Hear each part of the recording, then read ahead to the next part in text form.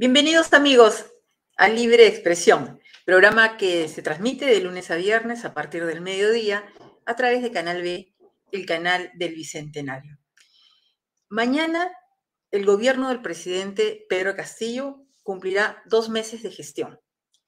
2 meses durante el cual hemos tenido muchas informaciones, muchas denuncias y poca reacción, pocas políticas públicas, pocas directivas importantes para conducir el país hacia el desarrollo que todos queremos.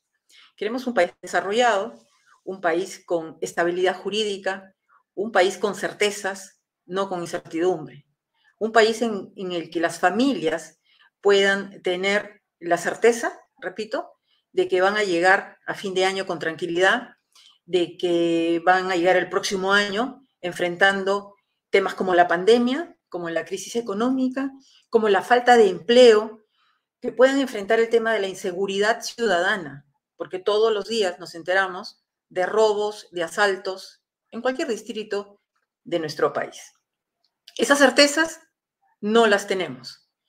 Y lejos de tener certezas, lo que observamos es que hay una inacción por parte del gobierno del señor Pedro Castillo. Un presidente que se mantiene alejado de los periodistas, que no da información, y esto no es poca cosa. ¿Por qué lo decimos? Porque los ciudadanos en general tenemos derecho a la información, ¿no? Es un derecho constitucional. Los altos funcionarios públicos deben informar permanentemente de lo que están haciendo, políticas públicas, qué realizan, qué decisiones toman en relación al futuro del país, porque de ese futuro, de esa estabilidad depende la tranquilidad de las familias. Bien, eso no lo vemos. Y lejos de ello, lo que sí observamos más bien es incertidumbre, son amenazas. Y permítanme poner aquí en pantalla la última de las amenazas que lanzó el presidente del Consejo de Ministros, Guido Bellido, a través de su cuenta preferida, ¿no? A través de la red social, a través del Twitter. Él se sienta a escribir y lanzó ayer una amenaza que es la que vamos a poner en pantalla. Ayer aquí van a ver la hora, ¿no?, en la que fue escrito este mensaje a las 9:54 de la mañana del domingo, día en que las familias solemos reunirnos, estamos descansando, no seguimos normalmente la información oficial o lo que está haciendo el gobierno. Bien, el señor Guido Bellido Ugarte publicó ayer en su cuenta de Twitter: convocamos a la empresa explotadora y comercializadora de gas de Camisea para renegociar el reparto de utilidades a favor del Estado. Caso contrario, optaremos por la recuperación o nacionalización de nuestro yacimiento. Esta amenaza que se ha permitido dar a la comunidad en general, a la comunidad internacional, al país, pero en concreto a los inversionistas, en este caso extranjeros y nacionales, responde al espíritu del gobierno, porque ya lo había dicho el señor Castillo durante la campaña electoral, y quizás demagógicamente, ¿no?, de forma populista, porque cuando ellos hablan de recuperar los recursos naturales para los peruanos, esto no es así, porque la Constitución protege. Los recursos naturales son de los peruanos. Ellos no están descubriendo la pólvora. Lo que tendría que hacer este gobierno, o pudieron hacer los gobiernos anteriores, es renegociar de mutuo acuerdo, sin imposiciones y sin amenazas, las mejores condiciones de un contrato, que por supuesto ahí todos los peruanos vamos a estar, digamos, colocados en la misma posición, que es la que un contrato beneficie a los ciudadanos peruanos. Y esa es una de las grandes quejas que hay, porque el gas se extrae de Camisea en el Cusco, sin embargo, en Cusco, muy cerca del yacimiento, miles de ciudadanos cusqueños no resultan beneficiados de ese recurso que tenemos y que es explotado, ¿no?, y que es exportado hacia México. Pero ese es, digamos, el tema real, mejorar las condiciones de ese contrato o de cualquier otro contrato que haya firmado el Estado peruano. Pero bajo amenazas, no. porque lo que está logrando el señor Bellido con ese tipo de comunicados y de mensajes es ahuyentar a los inversionistas extranjeros, porque nadie en su sano juicio va a querer invertir en un país donde no se respetan la normatividad jurídica, donde hay amenazas. Pero eso es, digamos, no hay que tener ni doctorado ni maestría, es puro sentido común. Cualquier inversionista, sea peruano o extranjero, va a querer invertir donde le aseguren que sus capitales van a ser respetados. Bien, esa decisión del señor Bellido, por supuesto que nos perjudica a todo el país, porque eso ahuyenta las inversiones extranjeras. Y cuando no hay inversión privada, sea de peruanos o de extranjeros, tampoco se genera empleo. Alejamos a los inversionistas al puro estilo señor Bellido. Y quiero comentarles algo que se ha producido en los últimos minutos, ¿no? Y esto lo hemos conocido recién. Esta mañana se estaba reuniendo el señor Guido Bellido en Palacio de Gobierno, en la sede de la presidencia del Consejo de Ministros, y estuvo entre sus oficinas y las oficinas del señor Pedro Castillo, el presidente de la República. Y tenía que reunirse esta mañana y tarde, con alcaldes de Cusco. Pero él prácticamente a las 11:30 aproximadamente salió raudamente de Palacio de Gobierno. Hay imágenes que ya se han conocido. Y la información que se tiene, según hemos recogido de fuentes extraoficiales, ¿no? Fuentes de prensa, es que el señor Bellido se estaba dirigiendo a las oficinas del Plus Petrol para dejar un pedido formal solicitando el inicio de un proceso de negociación del contrato con Camisea. No se ha dejado asistir, hasta donde sabemos, por el ministro de Justicia. Pero fíjense ustedes, empezamos a hablar de este Twitter que salió ayer publicado, Twitter del señor Bellido, y vamos a hacer una especie de línea de tiempo. Después de este comunicado del señor Bellido, se produjo una serie de reacciones por parte de la oposición, ¿no? Congresistas de oposición, muchas reacciones a nivel internacional también, porque hay preocupación. Y voy a mostrar este otro Twitter, y ustedes van a ver la hora, 6:20 de la tarde, ¿no? El señor ministro de Justicia, esto ha sido ya casi por la tarde-noche, el señor ministro de Justicia, Aníbal Torres, escribe: el contrato sobre el gas de Camisea, como cualquier contrato público-privado, se puede y se debe renegociar. Su nacionalización o cambio de sistema de explotación, ejemplo, concesión por locación de servicios, solo puede ser consecuencia de una renegociación. Ahí cambió ya el gobierno el tono, ¿no? Ya no hay una amenaza, sino el señor Aníbal Torres ha tratado de poner paños fríos a lo que ha sido una amenaza lanzada por nada menos que el señor Bellido. Y más tarde, voy a compartir este video que es muy corto. Ya más tarde, en el programa que conduce Enrique Castillo en Canal N, la vicepresidenta de la República, Dina Boluarte, también ministra de Desarrollo, ¿no? e Inclusión Social, dijo lo siguiente. El gas es nuestro, no es de la empresa. Hay que renegociar, hay que conversar, hay que dialogar para justamente hacer de que el gas se pueda masificar, pueda llegar a todos los hogares del Perú a costos más económicos. Muy bien. Y quien tenía que hablar, quien tiene que liderar el gobierno, que es el señor Pedro Castillo, porque es el presidente, se pronunció después que lo hicieron sus ministros. ¿Y qué dijo el señor Castillo mucho más tarde? ¿No? La noche del domingo. Aquí lo vamos a poner en pantalla. Presidente de la República, Pedro Castillo Terrones, se ha pronunciado hoy en la noche diciendo: en este gobierno del pueblo estamos comprometidos con llevar gas barato a todos los peruanos. Cualquier renegociación se dará con respeto irrestricto al Estado de Derecho y velando por los intereses nacionales, el Estado y el sector privado, trabajando juntos por un Perú mejor. ¿Qué está reflejando todo este tipo de declaraciones del señor Bellido y después de tratar de enmendar la plana por parte del señor Castillo? Uno, que hay una división, o que por lo menos se aparenta una división al interior del gobierno, porque este hecho, que puede parecer anecdótico para algunos analistas políticos, Es simplemente la secuencia permanente de esta división al interior del gobierno. Ya solo la semana pasada, el señor Bellido, a través también del Twitter, le había quitado el piso y había maltratado al canciller de la República, Óscar Maurtua, y al vicecanciller, Luis Enrique Chávez, por la postura que ellos mantienen con respecto a Venezuela. Recordemos y tenemos que insistir en esto. En Venezuela hay una dictadura. El señor Nicolás Maduro, que dirige el régimen en Venezuela, el régimen de gobierno dictatorial, tiene una serie de denuncias a nivel internacional por violaciones a los derechos humanos.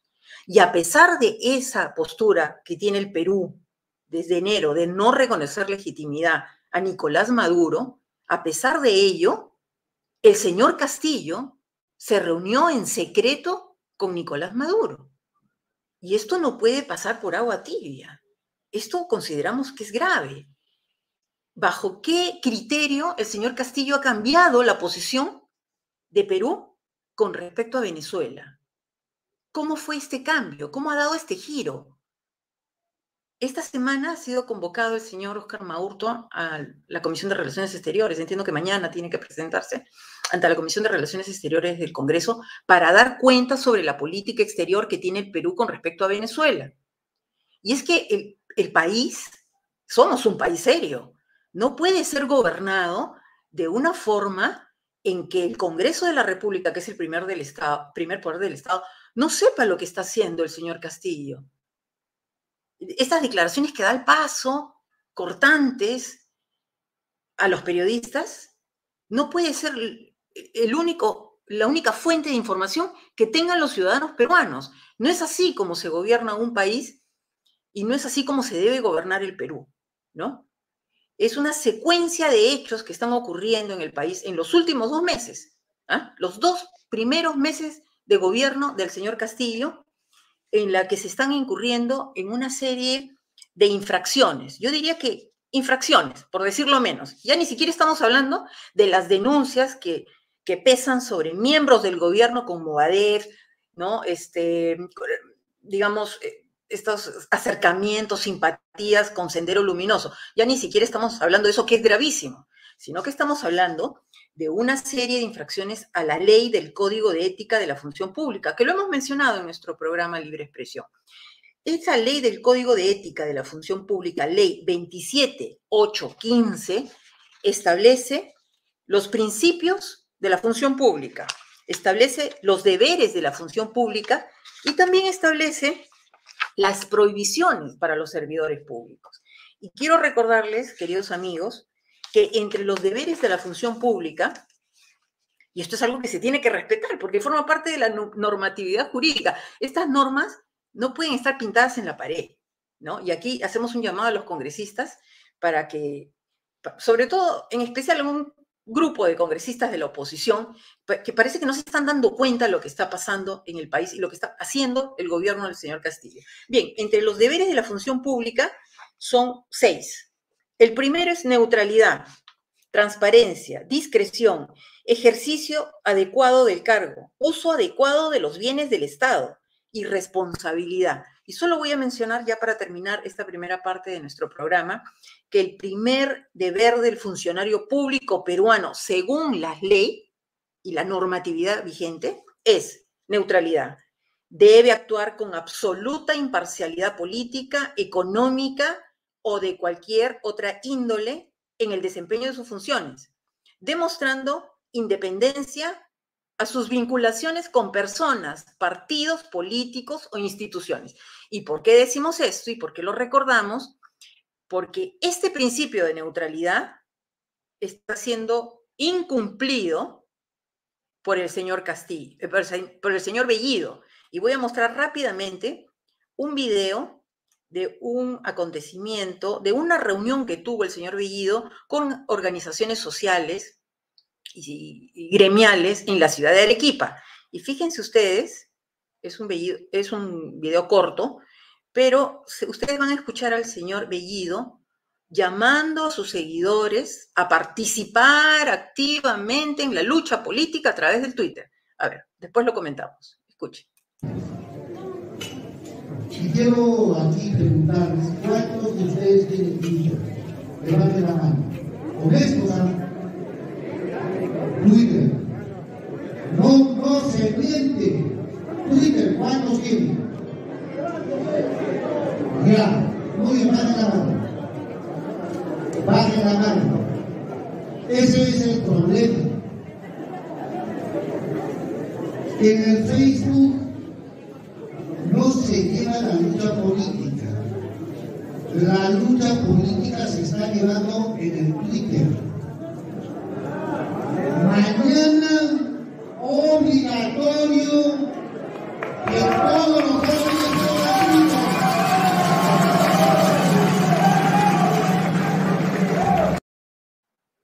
Bien, ya lo escucharon. Nosotros los ciudadanos peruanos pagamos nuestros impuestos para que un alto funcionario público como el señor presidente del Consejo de Ministros, Guido Bellido, esté llamando a sus seguidores, utilizando prácticamente los recursos. El señor está usando los recursos del Estado porque él viaja a Arequipa en un avión, moviliza a funcionarios de la presidencia del Consejo de Ministros, en fin, está usando los recursos públicos para hacer ¿qué? Hacer política a favor de sus seguidores. Está utilizando recursos públicos para seguir asusando a la gente que lo sigue a una lucha política. Él no puede hacer eso porque él ya es presidente del Consejo de Ministros. Él representa a todos los peruanos, incluso a quienes no votaron por él. Lo mismo el señor Castillo y lo mismo la señora Dina Boluarte, que hace, y lo vamos a recordar una vez más porque tenemos también el video y lo hemos pasado varias veces. Hace ya 3 semanas la señora Dina Boluarte en la ciudad de Cañete habló a favor de la recolección de firmas y dio información sobre la recolección de firmas para convocar a una asamblea constituyente. Eso, lo que ha hecho la señora Dina Boluarte en su momento, y ahora le ha puesto paños tibios, ya no quiere hablar directamente, y lo que ha hecho el señor Bellido en Arequipa es una violación a, por lo menos, el principio de neutralidad y al uso adecuado de los recursos públicos. Ley del Código de Ética de la Función Pública, ley número 27815. Muy bien, vamos a parar ahí, amigos. Vamos a dejar estos comentarios para dar inicio al bloque de entrevistas. Y hemos anunciado el programa de hoy diciendo si Perú sigue el camino del chavismo. Así que vamos a dar ya la bienvenida a nuestro invitado del día de hoy, el analista político venezolano Juan Daniel Tapia, que ya lo tenemos en pantalla en este momento. Juan Daniel, bienvenido a Libre Expresión. Buenas tardes, Gloria. Gracias por esta invitación. Muy atento y preocupado por todo lo que has venido reseñando en el inicio de tu programa. Y bueno, de verdad que llama la atención y llama a ocuparse a la oposición peruana a lograr dar pasos firmes en tratar de detener mediante una vía constitucional y jurídica todo lo que está sucediendo en el país. Muy bien, y tenemos que vernos en el espejo de Venezuela, de lo que ha sucedido en Venezuela desde los años 90, Juan Daniel, y vamos a ir poco a poco desglosando y conociendo si es que hay niveles de comparación entre Venezuela y Perú. Pero permíteme, por favor, compartir con nuestros amigos y compartir contigo un cachito nada más, unos minutos muy breves, de un video de presentación del documental El chavismo, la peste del siglo XXI. Yo realmente voy a poner unos 3 minutitos de la presentación que hizo el director de este documental, Chavismo, la peste del siglo XXI, Gustavo Tobar Arroyo. Este documental está difundido, ya lo pueden ver ustedes en YouTube, tiene 90 minutos, es de 2 partes, es muy largo, pero es, digamos, la prueba palpable, porque hay una recolección de información, de declaraciones, de lo que está pasando en Venezuela, de lo que ha sucedido en Venezuela y cómo Venezuela ha llegado a tener lo que hoy tiene en el país, ¿no? Un país lleno de muchísimos problemas causados por el socialismo. Entonces, permítanme, por favor, compartir, es la parte de la presentación de este documental, Chavismo, la peste del siglo XXI. Ahí va. En la que estamos presentándoles el documental Chavismo, la peste del siglo XXI. Un documental que intenta recoger en 90 minutos el drama que ha vivido Venezuela con la presencia de esta inédita y trágica experiencia política que es el chavismo. En esta primera parte observarán el surgimiento de la figura del comandante Hugo Chávez, que le da nombre al documental. Cómo, después de haber asesinado a centenares de venezolanos, es perdonado por el presidente o el expresidente Rafael Caldera, y ese perdón de los delitos que cometió asesinando a venezolanos le favoreció y le dio la oportunidad de llegar al poder. Desde él, convertir a Venezuela en una absoluta ruina, en una experiencia que jamás las Américas había vivido. No ha habido guerra, no ha habido drama humano en ninguna de las regiones de la América Latina, en ninguno de los países de América Latina, tan ruinoso, tan devastador como el que ha sufrido Venezuela con la peste chavista. Espero que en esta primera parte encuentren las causas reales del surgimiento de este gran daño, de este gran dolor histórico que Venezuela está padeciendo.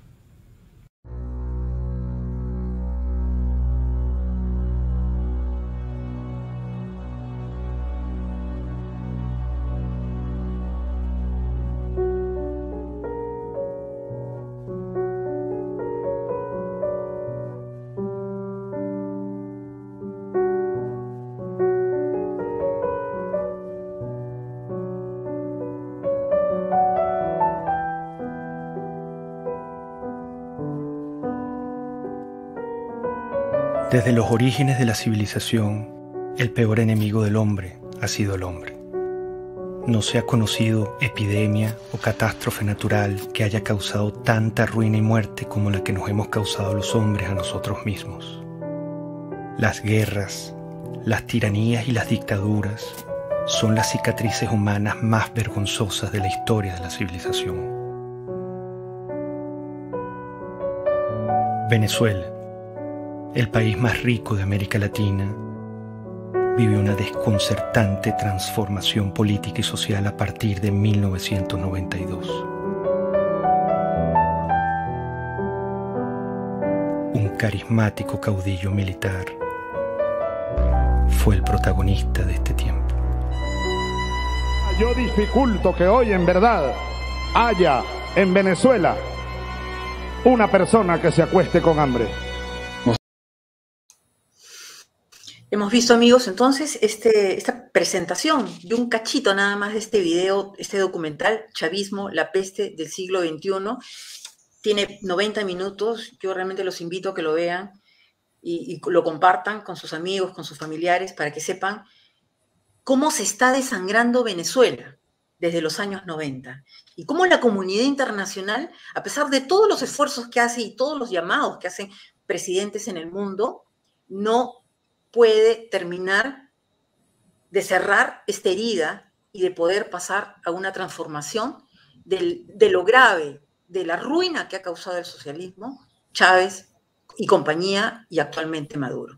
Vamos a darle la palabra a nuestro invitado, Juan Daniel Tapia, abogado, analista político, vive muchos años en Perú, para que nos comente. Juan Daniel, ¿cuánto se está desangrando tu país?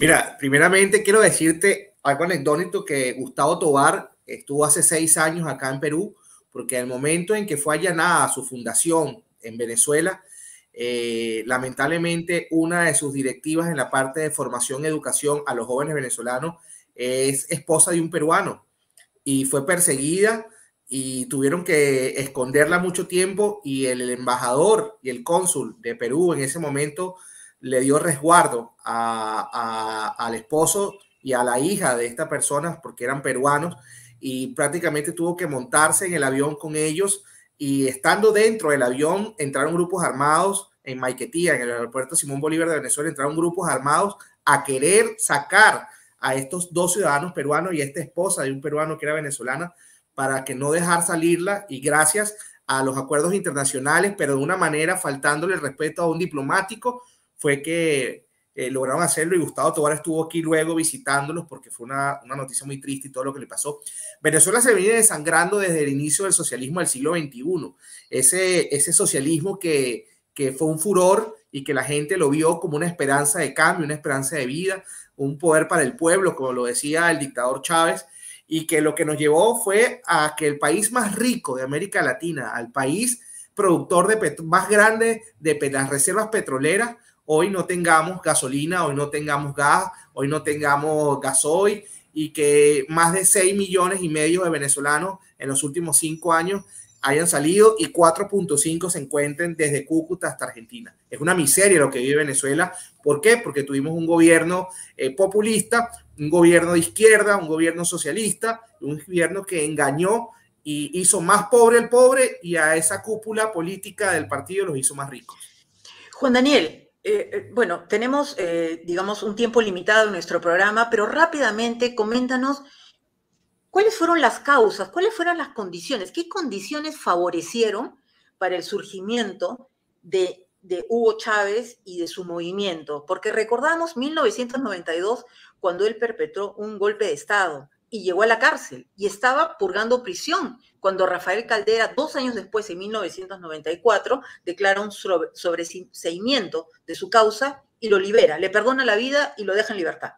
Sí, Venezuela sufrió una crisis política muy grande, en el cual la desidia y el mal manejo de los 2 partidos principales de la historia, que era Acción Democrática, la socialdemocracia, y COPEI, que era el socialcristianismo, los sacristianos, llevaron a un gran descontento de la población. La gente no se sentía que estábamos en un momento en un país bien, la crisis económica empezaba a golpear, y salió este comandante que no logró tomar Palacio de Miraflores, no logró poner preso a Carlos Andrés, y cuando lo salen y lo entrevistan ya detenido, dice que por ahora los objetivos no fueron cumplidos, pero que pronto seguirá. Va a la cárcel. Lamentablemente las instituciones democráticas que en ese momento le sobreseyeron la causa, le dieron un indulto, y Hugo Chávez sale de la cárcel a recorrer Venezuela, cosa que muchos creímos que teníamos que habérselo, no dejarlo que pueda postular a cargos políticos. Pero bueno, la democracia a veces es muy blanda, como se dice, y a veces peca de ingenuo, y dejaron libre a este monstruo político que buscando un discurso popular, dándole poder a aquellos que eran invisibles, a aquella población venezolana que en un país tan rico eran pobres. Fue un proceso electoral en el año de 1998, y con la participación de menos del 40% de la población electoral, Chávez logra ganar a uno de los mejores gerentes que representaba la Cuarta República, que eran los partidos tradicionales, y llevó a una victoria con tan solo 1.700.000 votos a imponer lo que vendría a ser luego la revolución bolivariana, el socialismo del siglo XXI, que 23 años después todavía sigue vigente.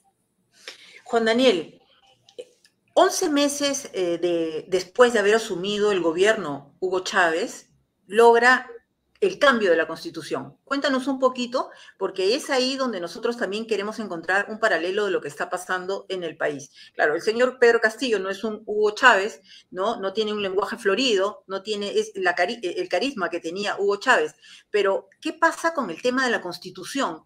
¿Por qué fue tan importante el cambio de la Constitución en Venezuela para Hugo Chávez? Sí, bueno, una de las cosas que hay que ver es que nosotros, los venezolanos democráticos, cuando los cubanos, que habían una gran cantidad que llegaron huyendo de la dictadura de Fidel Castro, nos decían y nos alertaban, nosotros les decíamos que Venezuela no era Cuba. Y ellos nos miraban con mucha preocupación y decían, esto es el mismo libreto, esto lo están aplicando y van a hacerlo.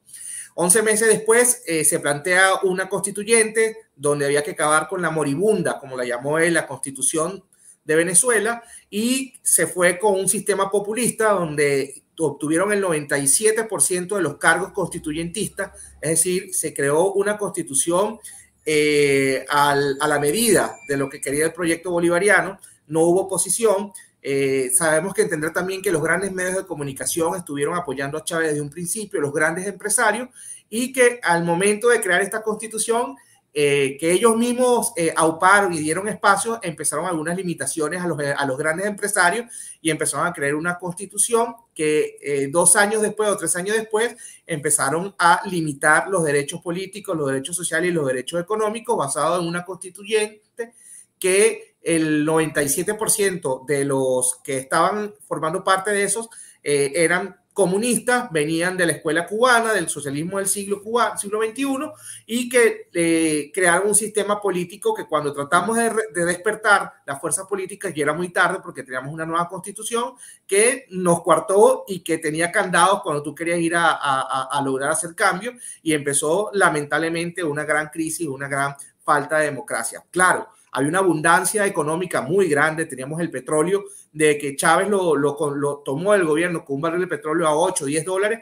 y logró llevarlo a 130 o 140 dólares por barril de petróleo, cuando la economía estaba basada en un barril de petróleo de 20 y 30 dólares al año. Ahora bien, el tema pasa por lo siguiente, y lo acabas de mencionar, Juan Daniel: debilidades en el sistema democrático y el apoyo de los medios de comunicación, sin darse cuenta que años después eso les iba a resultar como un boomerang, ¿no? Porque la libertad de prensa, la libertad de expresión en estos momentos en Venezuela prácticamente está afectadísima, ¿ah? Si no muerta, digamos, directamente así, ¿no? Hay muchos medios de comunicación cerrados en Venezuela, muchos periodistas que tuvieron que salir de Venezuela porque no encontraban las garantías para el ejercicio libre de la profesión. ¿Tú encuentras algún paralelo entre esa época y lo que estamos viviendo en el Perú? Mira, yo creo que es más preocupante porque lo que la revolución y la dictadura se tardó años en hacerla, aquí se están proponiendo a menos de 100 días de gobierno.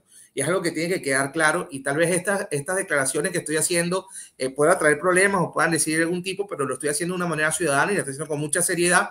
Y es que estos cambios que estamos viendo de querer nacionalizar, de irse contra los medios de comunicaciones, Chávez lo hizo en procesos sumamente complicados después de tener un apoyo rotundo y un apoyo total del pueblo, donde tuvo la mayor de las regiones con gobernadores, la mayoría de los alcaldes, el Congreso prácticamente era de él, y logró hacer estos cambios con el apoyo popular y tratando siempre de poner que esto era para el pueblo y en beneficio del pueblo, y veamos los resultados que llegó. No puede ser posible y mucha gente lo cree, y se lo digo a los peruanos y me dicen Perú no es Venezuela, y le digo, pero Perú no es Venezuela, pero el socialismo del siglo XXI es el mismo en Cuba, en Venezuela, en Uruguay, en donde lo quieran implantar, tienen un manual, y aquí siento que van a pasos apresurados y que lamentablemente si no reaccionan no vamos a tener una democracia, y de verdad es preocupante porque las fuerzas políticas no entienden. Ya ha visto lo que pasó ayer el domingo, es sumamente serio porque estás tocando uno de los principales recursos minerales y los recursos no renovables más importantes que tiene el Perú, como es el gas. Juan Daniel, explícanos un poquito más en detalle lo del socialismo del siglo XXI. El partido de gobierno, Perú Libre, ¿no?, cuyo secretario general, Vladimir Cerrón, ha sido formado políticamente en Cuba, ¿no? Él es el ideólogo de Perú Libre, ¿no? Y su cercanía con Cuba y con el castrismo es más que conocido. ¿Cuánta influencia crees que tiene no solo el chavismo, sino el castrismo en el ideario que ahora está ejecutando, en el plan de gobierno que está ejecutando el señor Castillo a través de Vladimir Cerrón? Mira, Cuba representa hoy la catedral, como se dice, que es el comunismo, pero que ha sido refundado y ha sido financiado por Venezuela, donde le ha logrado, como se dice, llevar a la nueva era de lo que es el comunismo. Y es una de las cosas que más llama la atención, es cómo este partido, y Vladimir Cerrón lo dice abiertamente, que él es comunista, que él es maoísta y que él se siente identificado con un gobierno comunista y que él es lo que va a implantar. Y es una de las cosas que tenemos que tener claro, de que Chávez siempre lo negaba y siempre decía la verdad. Él decía que él no era comunista y terminó siendo el padre de los comunismos de la región. Y es una de las cosas que hay que tomar en cuenta, que estos sistemas de gobierno cuando se implantan van adelante y se van llevando todo lo que tengan a su paso y no importa el costo que tengan que pagar. El costo de la democracia es muy alto y después cuando queremos recuperarla y cuando queremos otra vez obtenerla es casi imposible. Y es una de las cosas que tenemos claras. En Venezuela miles de veces nos dijeron de que esto iba a un comunismo, de que esto iba a ser una Cuba, y nosotros no entendimos. Porque pensábamos que porque nos dieran la gasolina más barata o porque la comida fuera más barata, y lo que no entendimos es que en cada nacionalización que existió de las grandes empresas de servicios en Venezuela, a los 2 o 3 años lo que nos llevaba era escasez. no había la misma producción, los mismos trabajadores no tenían la posibilidad de mantener y hacer mantenimiento de esas grandes empresas como era la electricidad, como era el sector agrícola, como era el sector petrolero, y 5 o 6 años después empezaron unas crisis muy graves, y saber que Venezuela tenía un pulmón económico que podría ser hasta 5 o 6 veces más grande que el que puede tener Perú. Juan Daniel, ¿qué es lo que hizo Hugo Chávez ya en el poder año tras año para ganarse a la población, además de las subvenciones jugosas que movilizó en todo el país? ¿Qué es lo que cuál es el trabajo que hizo con las organizaciones populares? Bueno, dividir y vencer. Ellos siempre estaban claros que mientras dividieran, persiguieran y exiliaran a la mayor cantidad de personas que le hacían frente, iban a tener un camino libre. Ahí vinieron la persecución principal, fueron del sector de los sindicatos de trabajadores, aquellos que empezaron a defender el derecho al trabajo y se dieron cuenta mucho que luego que le dieron el voto y que lo apoyaron y que esas empresas eran expropiadas y nacionalizadas y muchas veces robadas y que estas personas quedaban en la calle, que empezaron a hacer ese frente social, ese frente de trabajadores, eran perseguidos, eran asesinados, eran llevados a mazmorra, y es ahí donde vino, no solamente con ellos, sino que se metían con la familia. Una de las cosas que hacen las dictaduras es que se meten con los padres, se meten con los hijos, se meten con las esposas, así presionan más y callan. Luego empezaron a comprar. Muchos políticos tuvieron un precio y dejaron una lucha democrática, una lucha justa para irse al lado del dinero, y una de las cosas que más hizo el chavismo fue las dádivas. En Venezuela, un obrero trabajando ganaba la mitad de lo que te daba el Estado en dádivas y en misiones. Se crearon cualquier cantidad de misiones para estudiar, misiones para trabajar, misión Milagro de Salud, misiones de la gente que supuestamente no estudiaba. O sea, se crearon una serie de asistencialismo que mermó la capacidad laboral, y mucha gente no quería trabajar porque el gobierno te lo daba todo y lo único que te pedía a cambio era que lo apoyaras, de que te pusieras un polo con la camisa de Chávez, gritando Hugo Chávez no se va, que los acompañaras y que votaras por ellos, y les tenían garantizado comida, casa, todos los recursos del Estado fueron politizados. Los ministerios los ministerios eran y siguen siendo casas del Partido Socialista Unido de Venezuela. Se creó la carnetización de que con un carnet del partido tú podías obtener beneficios, y aquella persona que no tenía un carnet del Partido Socialista Unido de Venezuela fácilmente no era atendido en un hospital, fácilmente no tenía una ayuda social, y eso se logró ¿con qué? Con el populismo y diciendo de que venían cosas mejores, y lamentablemente Venezuela cayó en esto. Juan Daniel, estabas hablando del dinero que utilizó Hugo Chávez para comprar, ¿no? Para comprar el apoyo político, pero también con ese dinero pudo movilizar internacionalmente a otros partidos políticos de otros países, porque su apoyo a Argentina, a la Argentina de los Kirchner, el apoyo a Bolivia, a Correa en su momento en Ecuador, esto ha logrado expandir todo el socialismo del siglo XXI. ¿Tú crees que esto, incluso el apoyo al partido Podemos en España, ¿no? Con Monedero como operador? El primer día de gobierno del señor Castillo, la vicepresidenta Dina Boluarte se reunió en Lima con el español, que es un operador político internacional, Monedero, fundador de Podemos, Juntas Podemos. ¿Tú crees que en estos momentos en el Perú también hay gente de Maduro que está apoyando al gobierno de Pedro Castillo en el Perú? Mira, sin duda alguna, el jefe de campaña fue Evo Morales, ¿ok? Y desde Bolivia se tramó esta campaña, y ahí tenemos información de que venezolanos estuvieron dentro del territorio del Perú haciendo campaña, pasaban por Desaguadero de manera ilegal y estuvieron haciendo campaña, organización en todo lo que es el sur del Perú. Y sin duda alguna se creó la CELAC, que es una organización paralela a la OEA, que se dieron cuenta que la OEA no les servía porque había algunos frenos que no estaban de acuerdo.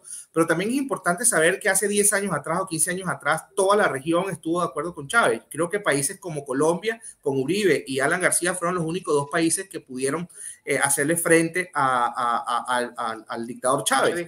Y hoy en día estamos viendo lo mismo, donde la gente cree que Venezuela es una crisis que es por un bloqueo, y es una crisis por la corrupción tan grande que ha existido en los últimos años, donde ha empobrecido a las industrias. PDVSA, que era la 5ª industria más grande de productora de petróleo, hoy ni siquiera produce el 20% de la gasolina para que los venezolanos puedan movilizarse.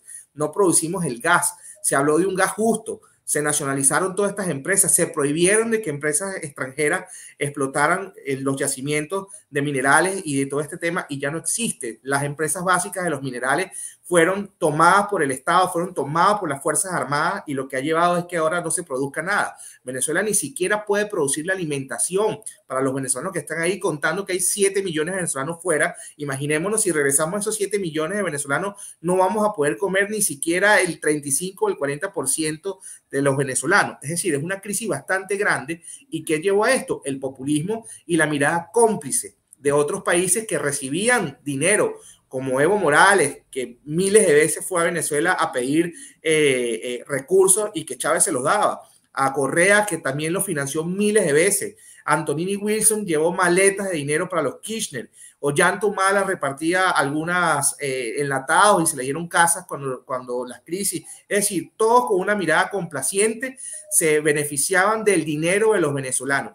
Había un grito que decía: la espada de Bolívar camina por América Latina, y era la chequera de Venezuela caminando por América Latina. Ese dinero que eran de los venezolanos, que financiaron autopistas, refinerías, hospitales. En Ayacucho el dinero venezolano hizo un gran tema deportivo para los Juegos Bolivarianos, y hoy en Venezuela lamentablemente ese despilfarro de dinero a estos países de la región fueron para comprar indulgencia y para comprar los votos en la OEA y comprar los votos en la ONU, de que sea un apoyo y siguiera que en Venezuela había un gobierno. Hoy ese dinero que se despilfarró es lo que estamos viendo, esos cientos de miles de jóvenes y de padres que están recorriendo las carreteras desde Cúcuta hasta Argentina y que no tienen educación, no tenemos salud, lamentablemente no hay trabajo. Es el dinero de la corrupción que está manchada de sangre de la revolución bolivariana. Qué terrible el cuadro que describe, Juan Daniel. Es cierto, vemos en Lima, vemos en otros puntos del Perú a ciudadanos venezolanos, y esto es paradójico, ciudadanos de un país rico que ha sido desangrado por este dictador y compañía. ¿Cómo reaccionas tú cuando te enteras que el señor Castillo se ha reunido en secreto con Nicolás Maduro en México? Y de una reunión de la que los ciudadanos peruanos nos hemos sorprendido, no tenemos información. El señor Castillo ha hecho un giro en la política exterior de Perú con respecto a Venezuela, y no sabemos más. ¿Cómo reaccionas tú, que eres un activista por los derechos fundamentales de tu país? Nosotros estamos claros de que ellos son aliados. Él en distintas entrevistas dijo que en Venezuela no existe una dictadura, de que él no iba a expresarse sobre el tema interno de Venezuela, pero lamentablemente sabemos que está el Foro de Sao Paulo. Vemos que el operador político del Foro de Sao Paulo es Evo Morales. Vemos que Evo Morales está viniendo a marcar la pauta política que crea este gran clan de la maldad, como nosotros lo llamamos, que ahora es el Grupo de Puebla. Y vemos cómo se reunieron ahorita en México y se reunió con Maduro, todo este tipo de cosas. Y bueno, me gustaría poner en auto de que México se prestó para mandar productos a las cajas CLAP, que es las cajas y las bolsas de comida, con que a los venezolanos que están en una crisis, para que no hable mal del gobierno y para que se calle la boca y para que entienda de que ellos son los que gobiernan, le dan una bolsa de comida al mes que te dura nada más 4 o 5 días, ¿ok? Fue con dinero de corrupción de México. Ojalá los empresarios peruanos y el Estado peruano no caigan en esa corrupción de más de 200 millones de dólares. En eso que Alex Saab está ahorita en Estados Unidos, ¿ok? Que fue extraditado de Cabo Verde por la corrupción de millones de dólares que se lavaron de esa mafia que era la CLAP, que hoy le ofrece Nicolás Maduro al presidente del Perú, a Pedro Castillo, para que le venda productos para la cesta básica venezolana. Aquí todo está manchado de corrupción.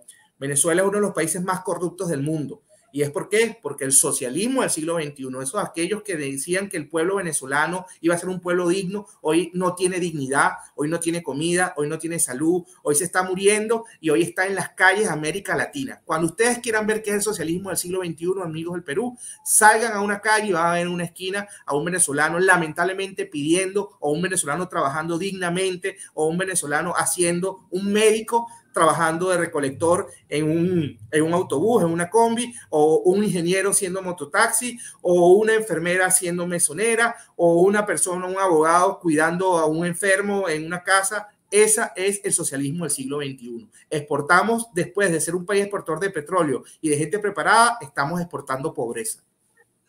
Juan Daniel, Tú has hecho una referencia a México, porque en México se celebró la cumbre, la sexta cumbre de la CELAC, que es la Comunidad de Países Latinoamericanos y el Caribe, y que, claro, está desarrollando un trabajo, digamos, en paralelo a la OEA para quitarle piso, pero es justamente aupados por López Obrador, el presidente, Andrés López Obrador, el presidente de México, es que se ha dado pie a esta reunión donde incluso el presidente de Uruguay, solo el presidente de Uruguay, me parece también el presidente de Paraguay, le han dicho en su cara a Maduro y al presidente de Cuba, porque eso ha sido prácticamente un evento histórico, le han dicho en su cara y le han recordado en su cara las violaciones de derechos humanos, tanto en Venezuela como en Cuba y otros países, en Nicaragua, por supuesto. ¿Tú crees que en América Latina, ya has hablado de la complicidad que hay por parte de algunos gobiernos con Nicolás Maduro, ¿tú crees que en América Latina están todavía poniéndose de perfil frente a lo que está pasando en Venezuela y están dejando que se desangre más tu país? Sin duda alguna, lamentablemente no se ha logrado por la autonomía de los pueblos el no querer invadir o llevar emergencia militar o emergencia humanitaria a estos países, a Venezuela en este caso, y lo entiendo porque nadie quiere actuar militarmente, pero Venezuela vive una dictadura que está expropiando los sueños de millones de venezolanos. Venezuela hoy es un narcoestado, Venezuela hoy tenemos guerrilla colombiana, Venezuela hoy tenemos movimientos islámicos operando en Venezuela, Venezuela hoy el Amazonas ha sido explotado con el oro y el coltán que es llevado por los iraníes, por los rusos y por los chinos. Hoy somos una colonia menos de cualquier país, menos de Venezuela, y es una de las grandes tragedias y nadie lo ve. Estos países que creen que Venezuela va a salir con unas elecciones es difícil. Nosotros siempre vamos a buscar las vías democráticas y electorales y las vías constitucionales para poder salir. Pero un país donde no se respeta el derecho al voto, y te voy a poner un ejemplo. En el momento más drástico del 2004, cuando se hizo un referéndum contra el dictador Chávez, la persona que quedó y que era al frente del Consejo Nacional Electoral, que es como decir el Jurado Nacional de Elecciones, era Jorge Rodríguez. Imaginémonos nosotros que en un par de meses el magistrado Salas Arenas sea nombrado premier del Perú. Así nos pasó en Venezuela, y como es el ente imparcial que fue el Consejo Nacional Electoral de Venezuela, fue nombrado 2 meses de dejar su cargo en el Consejo Nacional Electoral, fue nombrado vicepresidente de Venezuela.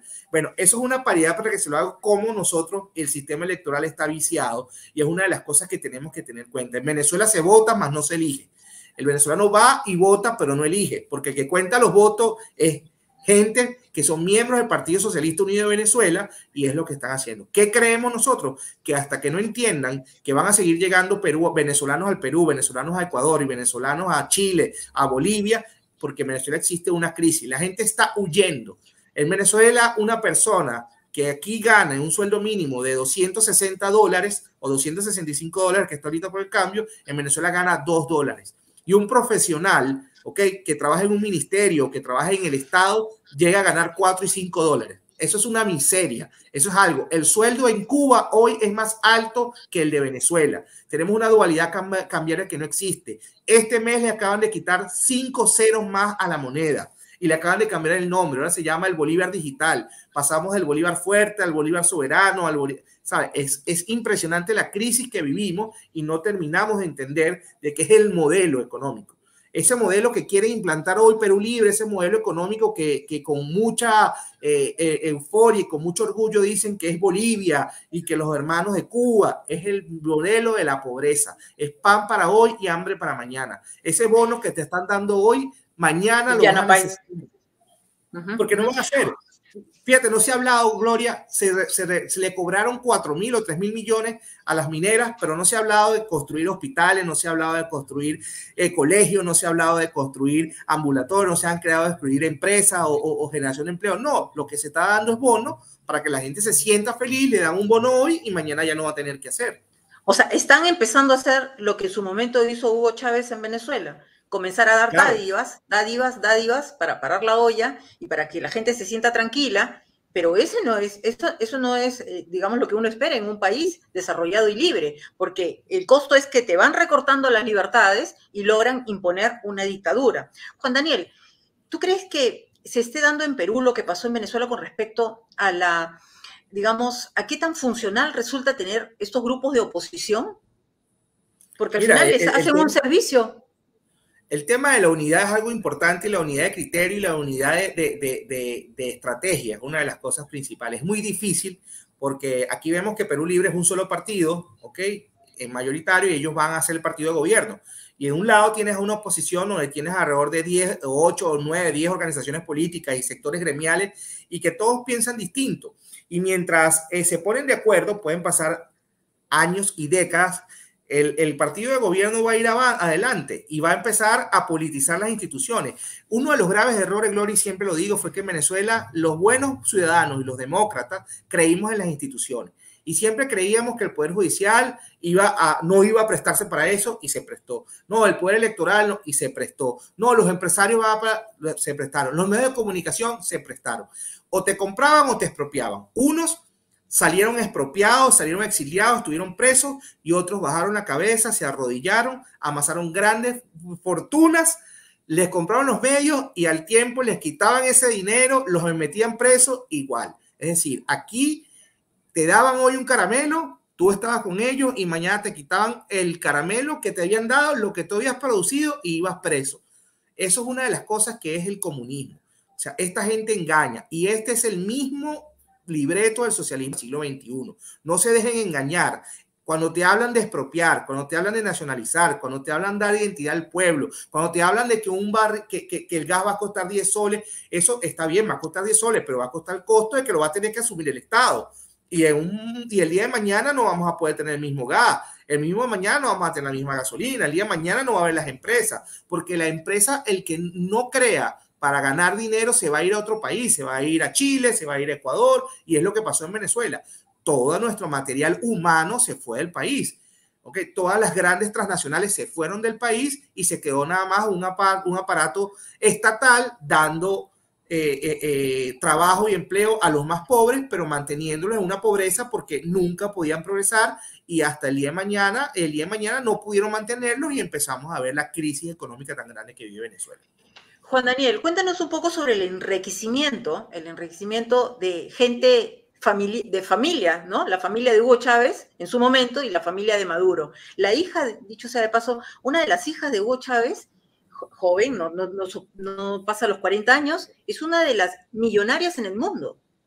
Sí, María Gabriela Chávez, humildemente vendiendo Avon o vendiendo estas cosas por catálogo, hizo una fortuna de cosméticos. Sí, es una de las mujeres más ricas del mundo, pero no solamente ellos, los gobernadores, los ministros, los militares. Venezuela las Fuerzas Armadas, que era el orgullo de Venezuela, fueron corrompidas por este sistema dictatorial y corrupto, y logramos tener un momento que el 70% de los gobernadores y 70% de los ministros y los puestos gubernamentales eran militares.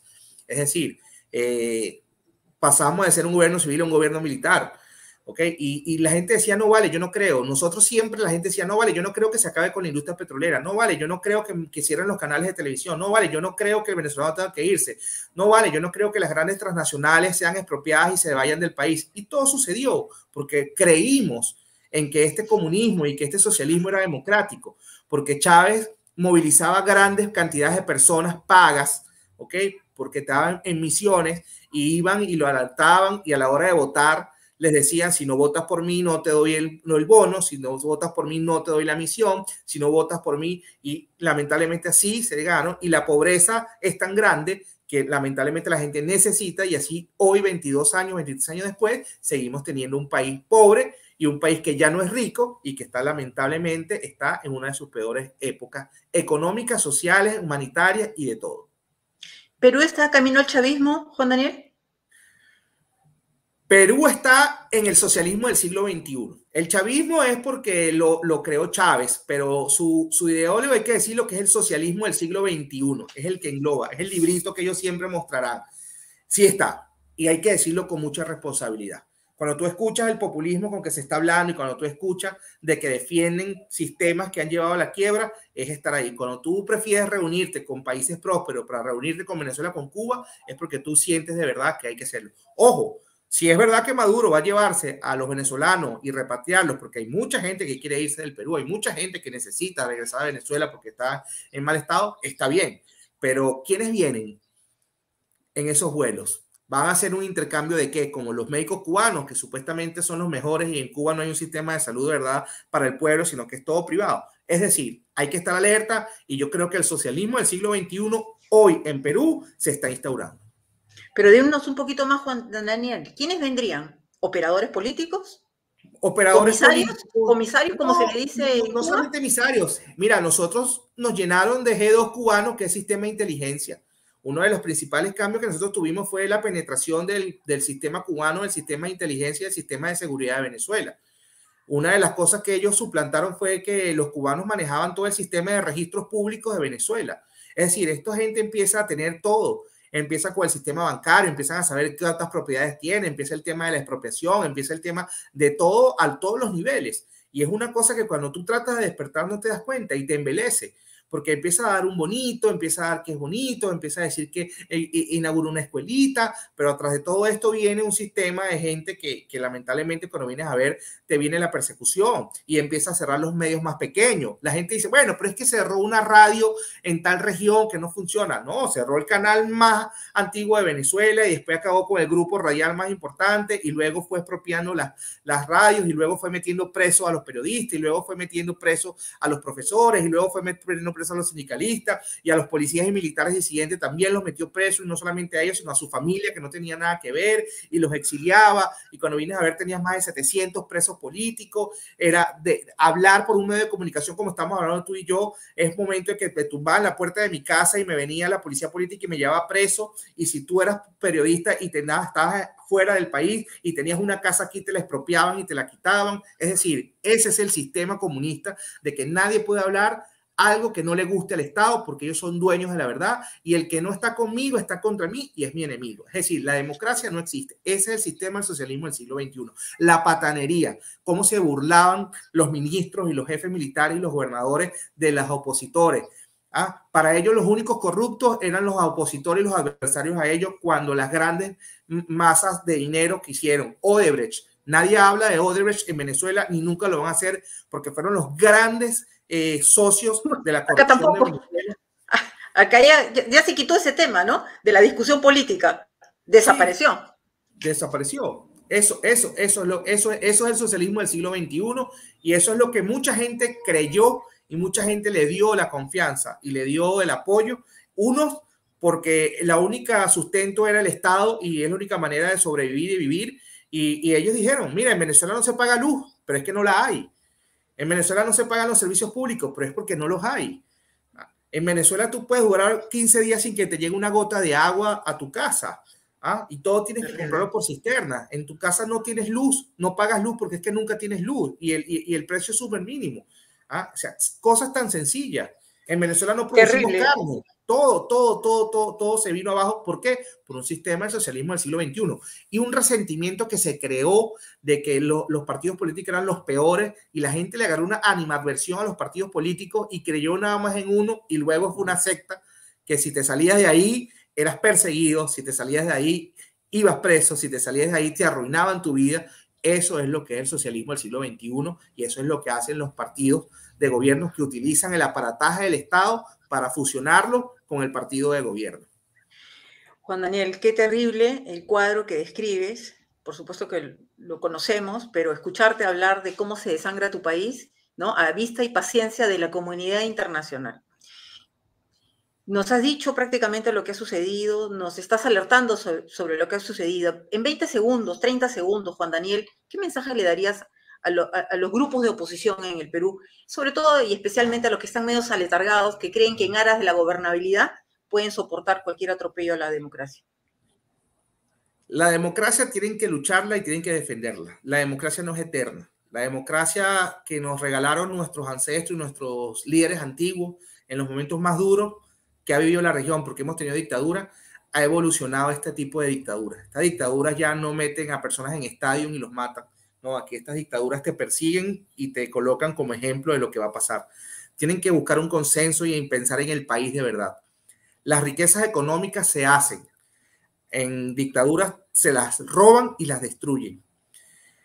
Estamos en un momento importantísimo en el Perú de poder crear un consenso nacional o un acuerdo para lograr defender la democracia y que este gobierno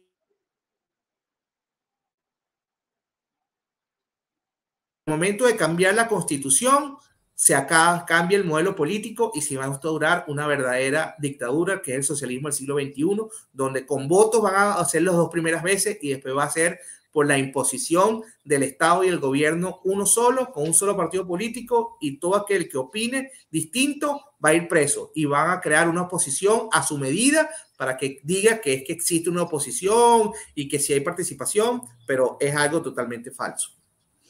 Muchísimas gracias, Juan Daniel, por tu participación. La verdad es que abrigamos la esperanza de que esto pueda cambiar. No sabemos si a mediano plazo, en el caso de Venezuela, pero que cambie muy pronto. Gracias, Juan Daniel, por tu participación en Libre Expresión. Gracias, Gloria. Un abrazo. Muy bien, nos acompañó el analista político, abogado venezolano Juan Daniel Tapia. Ustedes lo han escuchado, no hay nada más que agregar. Pónganse las pilas, pónganse las pilas, para decirlo en términos criollos, a los grupos de oposición que están pensando quizás en la comodidad, ¿no? Sobre todo, especialmente a los congresistas. Pueden estar pensando en la comodidad y en los beneficios que tienen de haber llegado al Congreso de la República, pero hay que pensar en los intereses nacionales, no solo en los propios. Hasta aquí llegamos. Gracias por acompañarnos. Los esperamos mañana, si Dios lo permite.